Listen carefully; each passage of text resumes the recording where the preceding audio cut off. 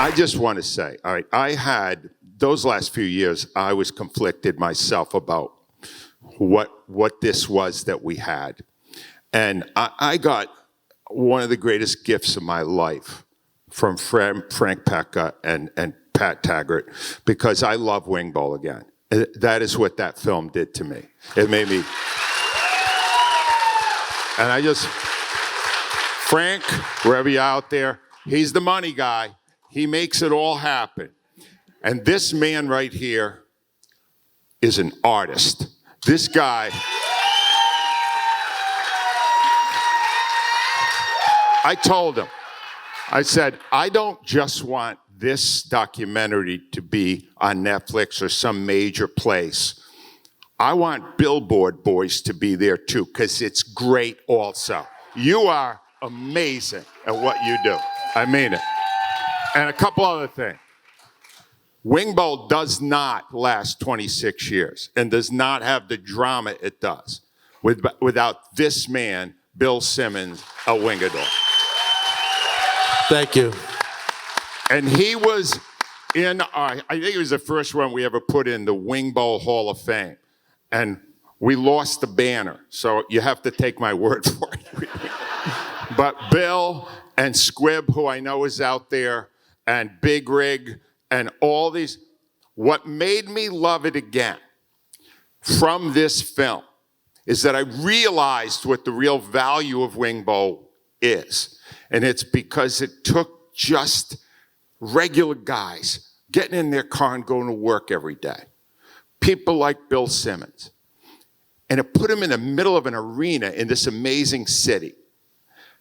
And it got them to experience what it's like to be a sports star in Philadelphia. What's it like to have 20,000 people screaming at you? Arsenani talked about that in there. It's like, it blows your mind that this could be you. And you're on the front page of the Daily News the next day. We took little guys and made them big for 15 minutes. And you know what? There's not a damn thing wrong with it. I wish we had done Wing Bowl 27.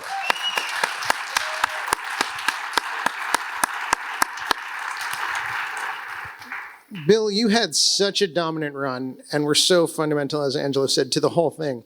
I'm curious, with all the training you went through, the jaw strengthening, all of the eating, did you ever consider going into professional eating? Because I know from time to time professionals came into Wing Bowl. Well, I was kind of forced into it. They wanted me to do the Nathan's contest. They wanted the name El Wingador in there. And I'm like, listen, I'm El Wingador, not El Hot Dogador. I said, I don't do hot dogs. I said, yeah, I love chicken. I eat it every day. My son will back me up on that. I'm just a competitor at heart. You know, I'm a warrior. And Wing Bowl opened a lot of doors for me. And unfortunately shut a lot of doors for me.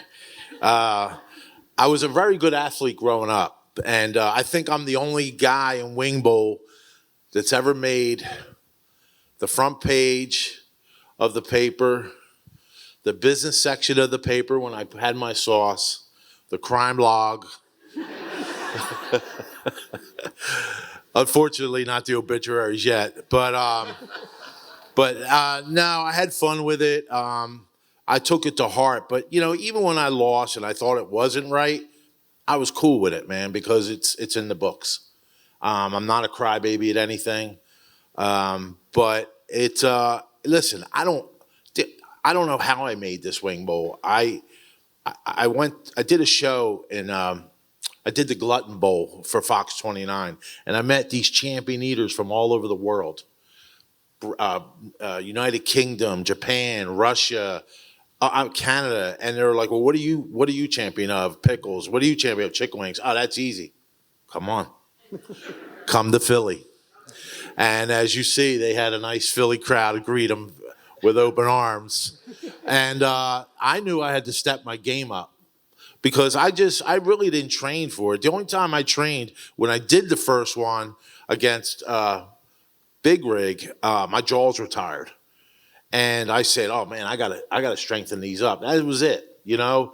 But when these professionals got in, I knew it was time to, take care of business. So I drove my ex-wife crazy because when I trained, you couldn't even talk to me, and I was doing 30,000 calories a day eating just to train for this thing. And she's like, "You're crazy. You're crazy." And I'm like, "Yeah, I know I'm crazy, So, unfortunately, some bad things happened in my life, which, it is what it is. I mean, I deal with that.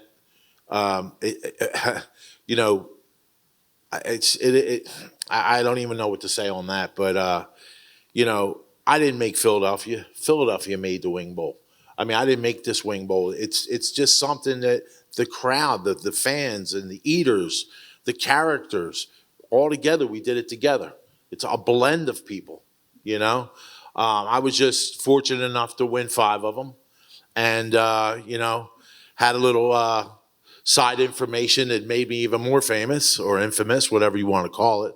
But, yeah, I tell you what, it took a piece of me when it stopped too. And, you got to realize when I got into Wing Bowl, I was 37 years old. I'll be 63 years old November 1st. I was doing this into my 50s. And I'm going against these kids, And, but you know what? I've never turned down a challenge. And unfortunately, that gets me in trouble sometimes. But yeah. And let me tell you something. And Pat, this Wing Bowl, it is what it is. It's crazy. It's out there. It's our Mardi Gras. This documentary made it so much more and told the backstories of a lot of people, all the relationships that were formed. You know what I mean? And it's just an amazing. It blew me away. It blew me away. And and I thank God that He let me be part of it. You okay? Let's throw some questions to the audience. Anybody want to ask anything? Oh wow, right back there. It never happens. Hi.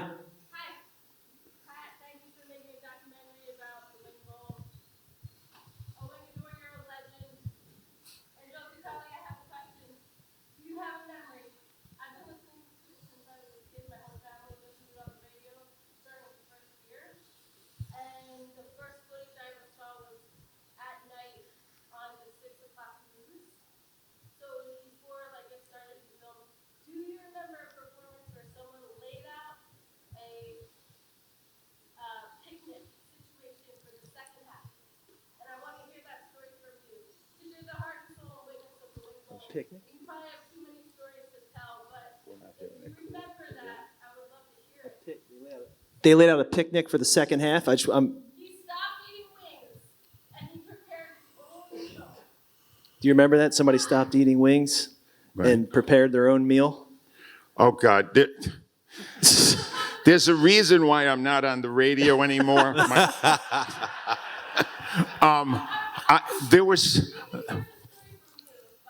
I don't remember that specifically. I remember one year, early on, I believe it was the one that Mike Missinelli almost got us killed at when that guy, is Billy still here? Billy? Billy the Beast. Billy the Beast, because Billy, he was throwing those wings at us. He almost killed us. But there was a woman that this is another example of how crazy it was. She was 9 months pregnant, and she wanted to compete in the Wing Bowl. We thought that would be fun to watch, right? And she ate wings for the first half, and she ended up having to run to the hospital where she gave birth before the end of the second half. Like, there was so many things that happened. There was no way in 100 minutes to put them all in there. So I don't remember that, although now it's starting to come back to me. They set up a table. Yes, I kind of remember it.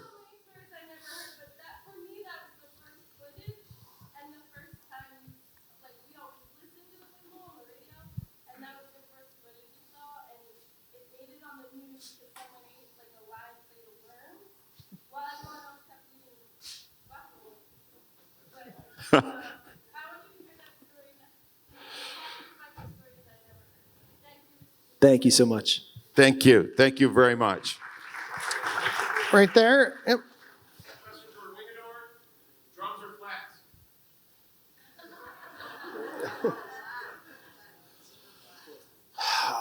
I have to say flats. You could, Wow. but I get that question all the time. Like, how do you like your wings? I'm like, in front of me. That's it. You know. But the flats are easier to eat. They're faster. You can eat them faster. I didn't like the small wings because I got big hands and they would just get lost. And I would drop them a lot. I liked the bigger wings. But yeah, flats definitely. Right there. Thank you.